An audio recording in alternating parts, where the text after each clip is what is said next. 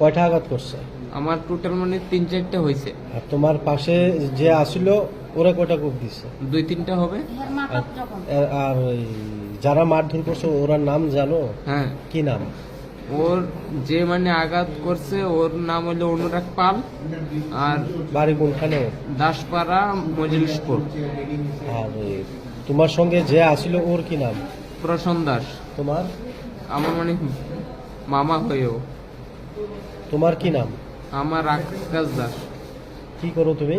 আমি মানে আগরতলাতে মানে শোরুম মানে ফ্রেমের মানে আছে না, কাজ করি আমি। আর ঘটনা কোন জায়গাতে হয়েছে? ঘটনা হয়েছে ওর বাড়ির সামনেই।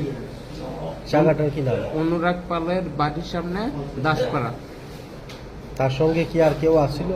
ওর সঙ্গে ওর দিদা, ওর দাদু ছিল। আর ওকে মারধর করছিল? না, আমার ছেলে হয়। কি নাম ছেলে? আকাশ দাস। কি হয়েছে ছেলে? ছেলেরে আমি ফোন করছি, ফোন করার পর যে ছেলেটা আসছিল লোক, এটা আমার নাতি, আমারও কাছে দিদা আমি 10 মিনিটের ভিতরে দিয়ে যাইতে আসি। এরপরে 10 মিনিট হইতে হইতে আধা ঘন্টা হয়ে গেছে। এরপরে দিয়ে আধা ঘন্টা পরে শুনি যে মানে ওর হসপিটাল লই আসে। এরপরে দিয়ে আয়া দেখিতে পুরা রক্ত আপনার ছেলের সঙ্গে কোনো এই বিষয়ে কথা হয়েছে? না, কোনো কথা হয়েছে না। এমনি তো কিন্তু ভ্যার যার লগে এরকম হয়েছে, এই বাড়ির লোকে ওরা কিন্তু আমাদের বাড়িতে আগে আইতো। কি নাম ছেলেটা? সেটার কি মানে একটা পালে ওরা টাইটেল, কিন্তু ঠিকভাবে আমি নামটা জানি না।